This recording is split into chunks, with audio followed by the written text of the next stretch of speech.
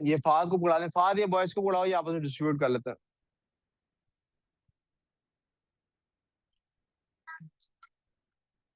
क्या मसला है? बनाना हो तो चलो। वहां क्या करना है? हाँ, ठीक है।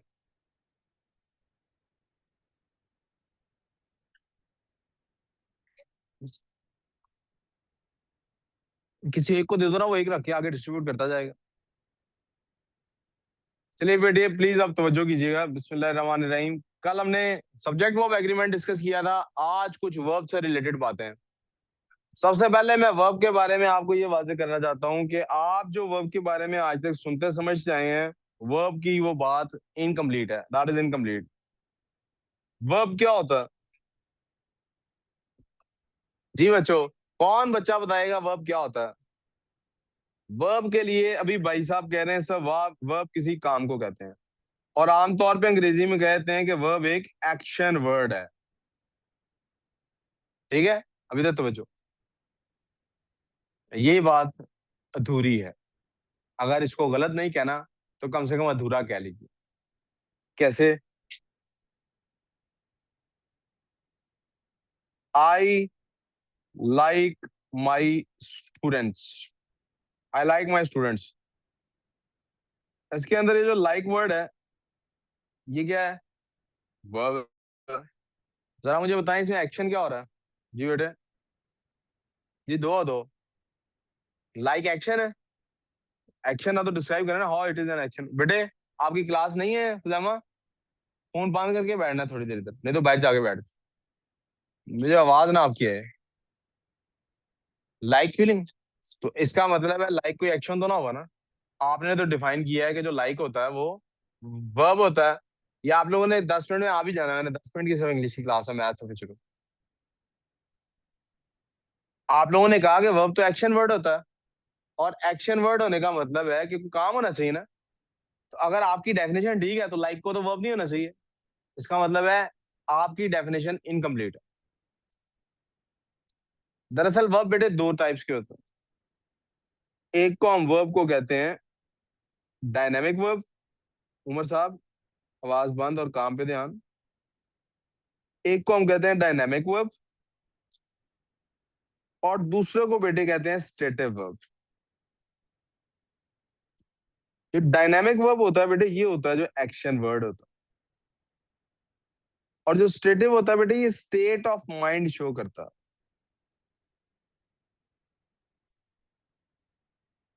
Did you understand these two? समझ आ गई बात? ये बात समझ आ गई? आप चलते हैं अपने प्रॉब्लम्स की तरफ।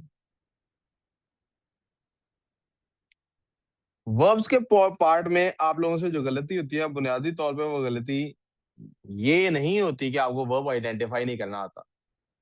आपसे वर्ब के बारे में गलती ये होती है बेसिकली कि आपको ये नहीं पता लगता कौन सा वर्ब किस सिचुएशन के लिए इस्तेमाल किया जाता है, नंबर वन। नंबर टू, आपसे गलती होती है फ्रेजल वर्ब की। किसकी गलती होती है बेटे? ये फ्रेजल वर्ब क्या है? Phrasal verb is basically a verb plus a preposition। prepositions बेटे वो कनेक्टिंग वर्ड्स हैं। मैं मिसाल दे देता हूँ, मिसाल के तौर पे होता है ना बेटे, टू, ऑन, एट। ये नाउन्स को नाउन्स के साथ या नाउन्स को वर्ब्स के साथ कनेक्ट करता है। होता ये है कि जब भी किसी वर्ब के साथ कोई preposition आता है तो उसके रियल मीनिंग को चेंज कर देता है। स्वान, काम पे ध्यान दो। जैसे late me give you an example. Word call का क्या मतलब है? CALL, अभी पहले पे हूँ। CALL कॉल का क्या मतलब है? राइट। लेकिन जब आप कॉल के साथ O ऑफ लिख देते हैं, कॉल ऑफ का क्या मतलब बन जाता है? कैंसिल करना, कॉल ऑफ द मीटिंग। समझ आ गई मेरी बात? कॉल इन का मतलब होता है किसी को अपने पास बुलाना, लेकिन कॉल ऑन का मतलब है मैं किसी के पास गया हूं मिलने के लिए। आपको मेरी बात समझ आ गई? This is where you guys make a mistake while writing. जी, कॉल इन भी कहते हैं, कॉल इन द डॉक्टर। जब किसी को बुलवाना हो ना तो हम कहते हैं कॉल इन दैट पर्सन। ठीक है। They went to the fair and enjoyed, और ये तीसरी गलती जो इस सेंटेंस के अंदर है, उसको मैं, मुझे उसके लिए भी स्पेस थोड़ी सी खाली चाहिए, मैं यहाँ पे डिस्क्राइब कर देता हूँ। जी बेटे, बेटे भी थोड़ी देर बाद आपको मिल जाती है, आप शेयर कर लोगे। एक बेटे और गलती बच्चे करते हैं, और वो गलती मैं आपके सामने भी हाईलाइट करने वाला हूँ, एंड दैट इज वर्ब की दो टाइप्स होती हैं जिनका नाम होता है ट्रांजिटिव और इनट्रांजिटिव। इसकी और भी बहुत सारी टाइप्स हैं, लेकिन मेरा टॉपिक आपको ग्रामर पढ़ाना है ही नहीं। मुझे आपको ग्रामर थोड़ी पढ़ानी है, हमारा सिलेबस ग्रामर है ही नहीं, तो ऐसे ही थोड़ा बहुत बीच में just to connect things. Transitive verbs बेटा वो वाले वर्ब्स होते हैं जो हमेशा रिक्वायर करते हैं, जैसे हर वर्ब का कोई सब्जेक्ट लाजमी होगा, ऐसे ही समटाइम्स वर्ब्स का ऑब्जेक्ट भी होता है। क्या होता है? Late me give you an example. अगर मैं बोलता हूं आई लाइक,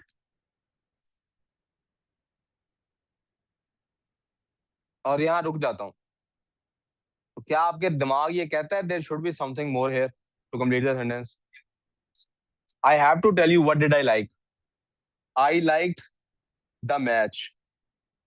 इसको कहते हैं, ये ऐसे वर्ब हैं जिनको ऑब्जेक्ट लाजमी चाहिए, जिनको ऑब्जेक्ट, इनको ट्रांजिटिव वर्ब्स कहते हैं। कुछ वर्ब्स होते हैं उनको ऑब्जेक्ट नहीं चाहिए होता, या तो कभी भी नहीं चाहिए होता या कई सिचुएशंस में नहीं चाहिए होता। Let me give you an example.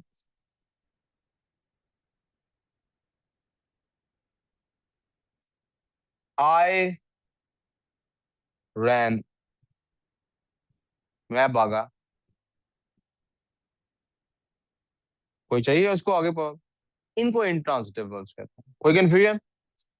We good so फार? नहीं कि यस? अब ये भी गलती होती है कि समटाइम्स ऐसा वर्ब हम यूज कर लेते हैं जिसको ऑब्जेक्ट रिक्वायर्ड होता है, लेकिन हम उसको ऑब्जेक्ट के बगैर चला देते हैं। रिटन इंग्लिश में ये एक्सेप्ट नहीं हो पाता। मैं उसकी एग्जांपल आपके सामने अब सॉल्व करने लगा हूं। पहला ही सेंटेंस है, they went to the fair, fair कहते हैं मेले को, एंड एंजॉयड, और उन्होंने एंजॉय किया। एंजॉय बेटे ट्रांजिटिव वर्ब है लाइक की तरह। क्या एंजॉय किया उन्होंने? एंड एंजॉयड द फेयर, यहाँ तो आगे लिखा होना चाहिए, यहाँ एंड एंजॉयड देमसेल्व्स लिखा होना चाहिए। दे है ना, तो हिमसेल्फ नहीं हो सकता, ये सी वाला नहीं हो सकता। वी गुड सो फार? दूसरा, you must avail your self this opportunity. Avail का मतलब होता है फराहम करना, तो आपने फराहम करनी है। किसको फराहम करनी? अपने आप को फराहम करनी है। विशाल और आदि चुप कर जाओ जरा। सो फार What type of word was this again? What avail, type of verb? whatever the type was, वैसे let me tell you this was transitive, लेकिन regardless of that, in English you don't need to know the type of verb, you need to know कि आपको इसके साथ object चाहिए। और avail का मतलब है you are providing something, so there should be somebody जिसका आप शो कर रहे हैं कि इसको प्रोवाइड कर रहे हैं। इसी तरह से she absent, she absent तो हो ही नहीं सकता, याद होगा she is absent। when you say she absented, इसका मतलब है उसने गैर हाजिर कर दिया है, उसने गैर हाजिर कर दिया है। तो किसको किया है गैर हाजिर? तो फिर बताना पड़ेगा, she absented herself from the class. From class लिखा हुआ है इसमें, जिद्दा क्लास बताया ही था कि स्कूल कॉलेज इन सब के लिए द इस्तेमाल होता। आईरीन गुड सो फार? बेटे सी, बेटा सिर्फ आंसर नहीं नोट करना, समझना कि ये कैसे हो रहा है। पलक समझ आ रही है? तो फिर इधर ही ध्यान रखो, उसकी तरफ क्यों देखते हो? छोड़ो उसको। तला और अहमद इधर ध्यान देना बेटे, ठीक है? बाकी बातें बाद में। फोर्थ है जी, आई शैल मेक हिम गो। यहां बेटे मेक हिम के बाद टू नहीं आएगा, that's wrong. I will make him go there.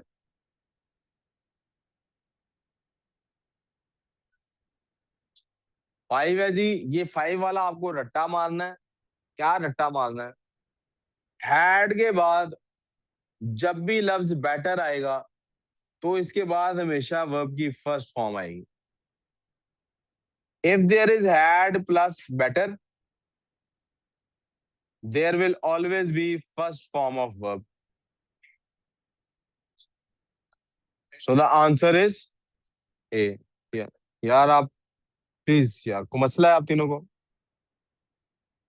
उठ के कहीं और बैठ जाओ।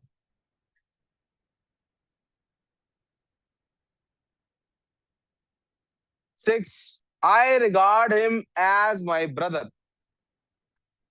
अब बेटे इससे दोनों तरह की पॉसिबिलिटी ठीक है इसकी, मैं लेकिन दोनों का आपको मतलब समझा देता हूँ। I regard him to my brother तो हो ही नहीं सकता। I regard him like my brother भी हो सकता है। I regard him such as my brother भी हो सकता है। लेकिन I किसी सिचुएशन में भी मुझे ये सही समझ नहीं आ I रहा। thought एक it is सिचुएशन I है जिसमें सच एज regard माई him ब्रदर, as एक my मिनट इरफान brother. ठहर जाओ, एक मिनट मेरी बात पूरी सुन लो फिर एंड पे बोलना। सच एज तब आ सकता है जब आप कह रहे हो मेरा भाई जैसे उसका रिगार्ड करता है वैसे ही मैं करता हूँ। I regard him like my brother का भी यही असल में मतलब है कि मैं उसका वैसे ही रिगार्ड करता हूँ जैसा मेरा भाई रिगार्ड उसका करता है। I regard him as my brother का मतलब है मैं उसको अपना भाई जैसा समझता हूँ, ऐसे उसका रिगार्ड करता हूँ जैसे मैं अपने भाई का करता हूँ। सी में है कि मैं वैसे रिगार्ड करता हूँ जैसे मेरा भाई उसका रिगार्ड करता है। मैं उसको वैसे रिगार्ड करता हूँ या उसको वैसा ही समझता हूँ जैसा मेरा भाई समझता है। भाई कैसा समझता है पता नहीं, हो सकता है भाई उसको दुश्मन समझता हो। I regard him as my brother का मतलब मैं उसका वैसा ख्याल रखता हूँ या वैसे उसको समझता हूँ जैसे मैं अपने भाई को समझता हूँ। सेवंथ, आई प्रिवेंट, प्रिवेंट के साथ फ्रॉम लाजमी आएगा इसलिए सी आंसर है जो। Eighth, I am enjoy to play तो हो नहीं सकता। I enjoy playing a game of cricket हो सकता है। I enjoy playing the game of cricket भी हो सकता है। आई इंजॉय टू प्लेइंग तो हो ही नहीं सकता। I enjoy playing a cricket of a game of cricket का मतलब है कि किसी भी जनरली बात हो रही है। जो आप दा लगा देते हैं तो किसी खास गेम की बात हो रही है। तो ब्रावो आंसर है। हम किसी खास क्रिकेट मैच की बात नहीं कर रहे। ही इंसिस्टेड के बाद ऑन लगाते हैं बेटे। On going to the London, bravo शाबाश। Our principal made an impressive speech. अब यहाँ पे समझिएगा, बल्कि एक मिनट रुक जी। इरा आप कुछ कह रही थी पिछले सेंटेंस के बारे में, मैं कवर कर गया हूँ बात या आपको दोबारा एक्सप्लेन करूँ वो वाला? No, sir. Our principal made an impressive speech. Principal बेटे स्पीच मेक नहीं करते होते। Nobody makes a speech, No. People deliver a speech. बेटे आप लोग चुप कर जाएं प्लीज, एंड पे आप बोलिएगा जिसका गलत डिफरेंट हो, वो जिसको नहीं आया होता उसको समझ नहीं आती। और जो वैसे ही पढ़ने ही नहीं आया होता, सिर्फ नोट करने आया होता आंसर क्या लिखना है मैंने, उसको तो बिल्कुल नहीं पता नहीं लगता क्या आंसर है ना उमदान? हाँ, समझना भी है। अच्छा अच्छा बाबा खामोश रहना। वो असल में आपको जब समझ आ गई होती है तो समटाइम्स आई कैन अंडरस्टैंड, आप लोग एक्साइटेड हो गए आवाज लगानी शुरू कर देते हैं, सर बी है डी है। लेकिन वो क्लास में जो दूसरा बच्चा बैठा हुआ बेचारा जिसको अभी समझ नहीं आई उसको फिर समझ नहीं आती। ठीक है, तो हौसला रखें, हौसला हौसला। ओके 11, और फिर बीडीसी शुरू हो गया। मैं कह रहा हूँ चुप रहो, मैं एक आंसर बताऊंगा, आपका वो आंसर नहीं होगा तो आप मेरे से बहस करना सर ये क्यों है क्यों नहीं है। हौसला तो करो, अगले को तो समझाने दो जिसको नहीं समझ आ रही। अच्छा फिर शुरू है। और फिर दी ऑल बॉयज तो हो ही नहीं सकता, ऑल दी बॉयज होगा। All the boys are making their examination, taking their examination, No. Giving their examination. Answer होगा बेटे चालू। C, Charlie.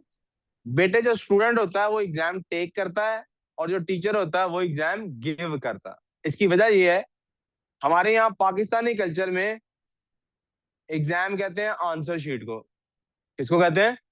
तो इसलिए उर्दू में हम क्या कहते हैं, मैं पेपर दे के आ रहा हूँ। उर्दू में हम क्या कहते हैं, मैं पेपर, राइट। और टीचर क्या कहता है, मैं कल आप लोगों का टेस्ट लूंगा, कल आपका पेपर लूंगा वगैरह वगैरह। इंग्लिश वाले असल में आंसर बुक को एग्जाम मानते ही नहीं है, वो क्वेश्चन पेपर को एग्जाम मानते हैं। तो क्वेश्चन पेपर रिसीव कौन करता है एग्जामिनेशन हॉल में? Student. Student takes the exam. Give कौन करता है क्वेश्चन पेपर? एग्जामिनर। एग्जामिनर या teacher will always give the exam, और स्टूडेंट प्रिंट विल। लेकिन क्योंकि हमारा बनाता उर्दू है। कल्चर के साथ थोड़ा सा, हम उर्दू कल्चर के लोग हैं ना, हम अक्सर इसमें फिर भी कंफ्यूज होते हैं। और मैं बहुत अच्छे अच्छे अंग्रेजों को जानता हूँ जो गिव एग्जाम कह रहे हैं। अच्छे अंग्रेज से मेरी क्या बुरा थी, पैदा अंग्रेजी मुल्कों में हुए हैं, घर में अंग्रेजी बोली जाती है, ना अम्मी को उर्दू आती है ना अब्बू को उर्दू आती है, लेकिन they will always be saying I will give that paper, I will give that paper, which is wrong. Okay, he sir knows how to swim. जी बेटे प्रिंटर बनाता है एग्जामिनेशन। दोबारा बोलो ये रहा। प्रिंटर बनाता है एग्जामिनेशन। नहीं बनाता तो प्रिंटर है, वी आर टॉकिंग अबाउट के एग्जामिनेशन हॉल के अंदर कौन किसको पेपर देता है? Examiner gives it to the student.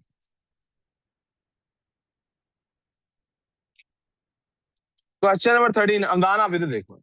I am going, बेटा साइलेंस, कोई नहीं आंसर बोलेगा, बस चुप। I am going to lie down for an hour या lay down for an our, दोनों ठीक है, सी और डी में से, ए और बी तो गलत है। लेकिन हम सिलेक्ट सी इसलिए करेंगे बिकॉज लाई डाउन का मतलब होता है मैं खुद लेटने लगा हूं आराम करने के लिए। ले डाउन का मतलब ये होता है कि आपने कोई चीज नीचे रखनी है। अगर आपने कोई चीज नीचे रखनी है, कोई सामान उठाया हुआ है, तो आप ले डाउन लिखते हैं। अगर आपने खुद लेटा है तो लाई डाउन लिखते हैं, ठीक है। ए और Okay. ठीक है जी। Question number 14, the boy denied to take the money और the boy refuse to take the money. Bravo. The boy refuse to take the, अब डिनाई और रिफ्यूज में Money. फर्क क्या है? डिनाई का मतलब होता है उसने कोई काम किया है लेकिन वो अब मान नहीं रहा कि मैंने किया, ठीक है। रिफ्यूज का मतलब है उसने वो काम करने से ही मना कर दिया, तो उसने रिश्वत लेने से मना कर दिया। पाकिस्तानी नहीं होगा ना? हाँ? बताता हूँ, लेस्ट। लेस्ट का मतलब होता है वरना। अब ये भी आपने याद करना है, क्या याद करना है? लेस्ट के बाद हमेशा आएगा शुड, लेकिन साथ नॉट नहीं आ सकता। Work hard लेस्ट I should, Fail. मैं मेहनत करता हूं वरना मैं फेल हो जाऊंगा। समझ गए ना? यानी ना किया तो ये हो जाएगा, तो ना वाला पार्ट तो ऑलरेडी लिस्ट में मौजूद है। यानी आगे मैं मेहनत कर रहा हूं ताकि मैं फेल ना हूं, आप ये कह रहे हैं इसके अंदर, ठीक है। आई वर्क हार्ड, मैं मेहनत करता हूं, लेस्ट क्योंकि नहीं करूंगा तो क्या होगा, आई शुड फेल, मैं फेल हो जाऊंगा, ठीक है।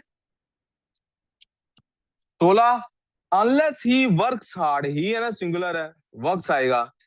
Unless he works hard he will, अब इधर का आंसर मैं नहीं दे रहा आपको, क्वेश्चन 16 का आंसर, क्योंकि यहाँ पे एक टॉपिक है जो मुझे टॉपिक समझा के क्लियर करना है उसको।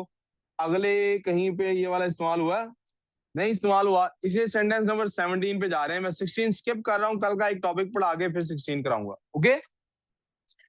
17, I was hearing her sweet, बेटा जब गाना सुन रहे होते हैं तो उसके लिए लफ्ज हेयर नहीं लिखते, लिसन लिखते हैं। I was listening to her sweet. Hair कब एक्सेप्टेबल है? जब आप गाना सुन नहीं रहे लेकिन आपको आवाज आ रही है। जैसे मैं कहूँ आप में से कोई बीच में गुनगुना रहा हो, जी सर सॉरी, जो एक मिनट बस, आप में से कोई गुनगुना रहा हो तो मैं कहूँ मुझे गाने की आवाज आ रही है, तो आई एम हियरिंग समबडी सिंग। लेकिन आप में से मैं किसी को कह रहा हूँ गाना सुनाओ यार, समझो ये पाकिस्तानी आइडियल है, करके दिखाओ, तो I am listening to the song. Did you understand this? यही इसी पे क्लोज करते हैं आज, कल इंशाल्लाह यहाँ से क्लियर करेंगे। मैथ्स वाले बच्चे जो सर बिलाल की क्लास के हैं वो उधर चले जाएं, बाकी बच्चे इधर बैठे हैं, मैथ्स की क्लास शुरू कर रहे हैं। आप बच्चे कुछ बेटा 2-3 मेरे मैथ्स के बच्चे इधर बाहर खड़े हैं, उनको कहना अंदर आ जाए।